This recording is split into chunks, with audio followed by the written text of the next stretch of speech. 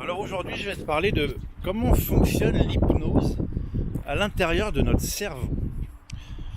Je sais pas quel genre de croyance tu peux avoir, mais tu sais qu'aujourd'hui on est en 2019. L'hypnose, c'est plus une question de croyance. L'hypnose maintenant, c'est prouvé scientifiquement.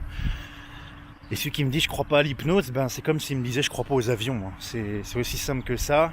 À partir du moment où on se renseigne un peu, c'est irréfutable. Donc comment ça fonctionne à l'intérieur du cerveau? On travaille avec les cinq sens, avec la mémorisation, avec l'effet de surprise.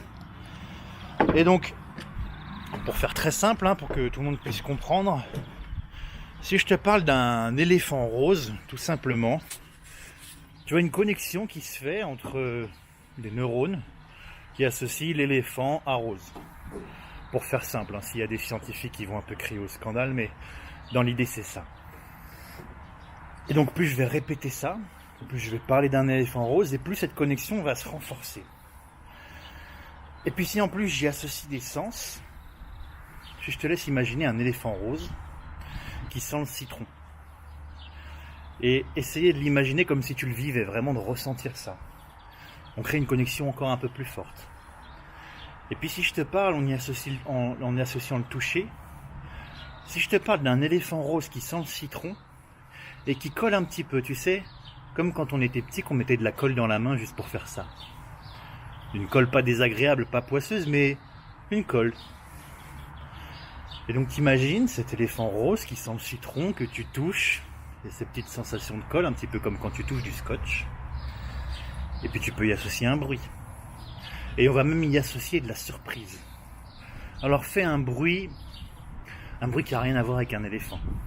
Un bruit un peu rigolo, un bruit qui va te marquer, un petit bruit de klaxon par exemple quand tu lui tires la trompe. Un éléphant rose qui sent le citron, qui colle, qui fait du klaxon quand tu lui tires la trompe. Déjà, tu renforces, grâce à ça, ces connexions. Et puis, tu peux y associer du souvenir, parce que cette odeur de citron, ça te rappelle des souvenirs. Cet éléphant rose, peut-être que tu l'as déjà vu dans un dessin animé, dans un livre, dans une BD, dans un petit dessin, un petit croquis, une petite expression, ou peut-être que toi-même tu l'as dessiné. Donc tout ça, on renforce encore ces connexions.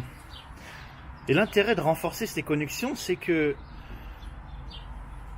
la prochaine fois que tu vas penser à un éléphant, systématiquement tu vas penser à cet éléphant-là, et pas forcément à un éléphant gris.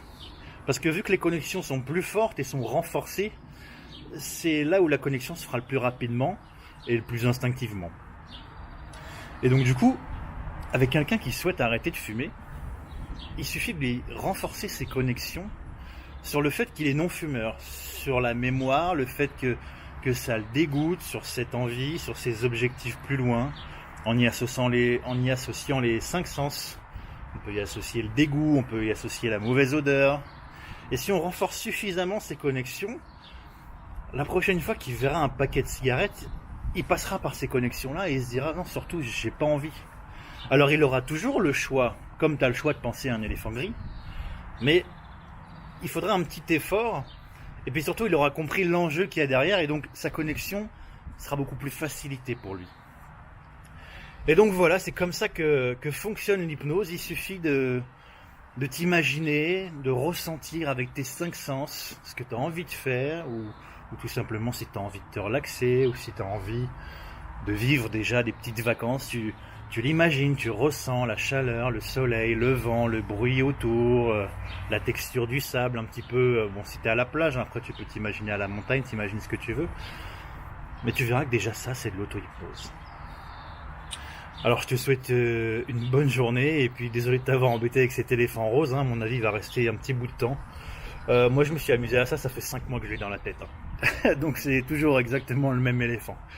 Donc je te souhaite une bonne journée, n'hésite pas à commenter, laisser un petit like, et puis me dire ce que t'en penses, et puis je te retrouve à plus tard. Allez, salut!